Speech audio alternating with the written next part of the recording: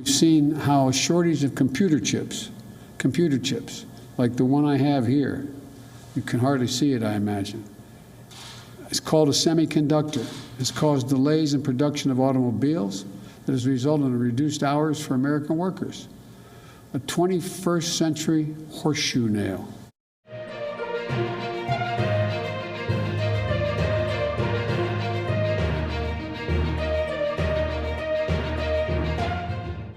Do you feel smartphone prices have shot up recently? Are you unable to get the one you'd like to buy? Did you book a car recently and the dealer is now telling you that the delivery is delayed? Are you having a hard time buying a new gaming console, an Xbox or a PlayStation? Tonight we'll tell you why all of this is happening, and I know we are talking about very different industries: cars, smartphones, gaming consoles. But believe me when I tell you, all these shortages are connected. There's a common factor in all these products: a tiny computer chip. And that's what the world is running out of. There is an unprecedented shortage of chips or semiconductors.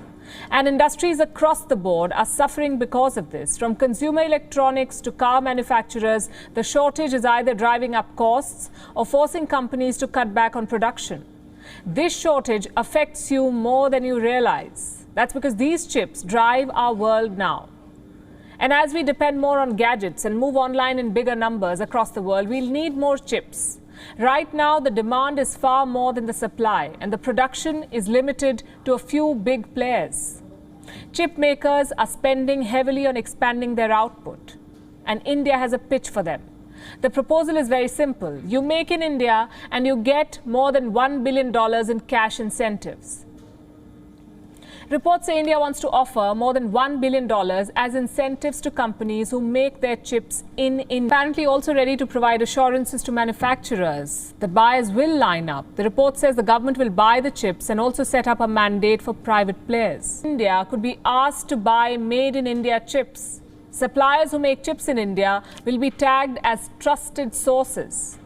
And these chips will be eligible for use in a range of products, from CCTV cameras to 5G equipment and everything in between. This may be a compelling offer, but it's not a unique one. Governments around the world, in fact, are subsidizing chip makers. They're all attracting them or trying to. India has now jumped into the fray. But attracting these businesses will not be easy for India. The competition is intense. US President Joe Biden, for instance, wants $50 billion, $50 billion, to boost the US chip industry. The proposal is part of his $2 trillion infrastructure plan. He plans to hike taxes on the foreign earnings of American companies to raise these funds. Joe Biden wants to spend that $50 billion budget in two areas. One is the production incentive, and second, research and design. The American president wants to create a national semiconductor technology center for research into semiconductors. Biden has been talking about dealing with the current shortage since the early days of his administration. In February, he met with a bipartisan group of lawmakers to discuss supply chain issues. Then he signed an executive order. It was for America's federal government to conduct a comprehensive review of supply chains for computer chips and large batteries, the ones that are used in electric vehicles. Biden called these chips a quote-unquote 21st century horseshoe nail.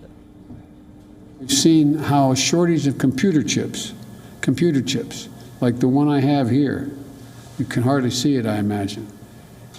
It's called a semiconductor. It's caused delays in production of automobiles that has resulted in reduced hours for American workers. A 21st century horseshoe nail.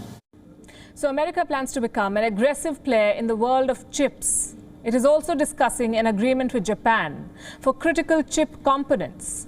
India is in the semiconductor race as well now. So is China. In 2020, more than $35 billion flowed into China's semiconductors firms. That's an increase of 407% from 2019. You heard that right. A 407% jump in 1 year. What explains the spike? Frankly, China had no option. Until recently, China depended on the US for semiconductors. Every year, it imported more than $300 billion worth of chips from American suppliers. It was good business for US companies as well. They received 25% of their sales orders from Chinese markets. But in December last year, the Trump administration banned technology exports to Chinese companies. Joe Biden is yet to lift those restrictions. So Beijing has now embarked on a mission of self-sufficiency in semiconductors. Where does that leave us? We have a rising demand for chips, we have a shortage of supply, and a race between two big players. How should India see this? As an opportunity. India should open its doors, project itself as a worthy candidate for semiconductor companies, and play up its credentials. Remember, India is also the world's second biggest mobile manufacturer after China. It has the wherewithal to become the global hub for chips. And once that happens, India could well become a one-stop shop for tech manufacturing.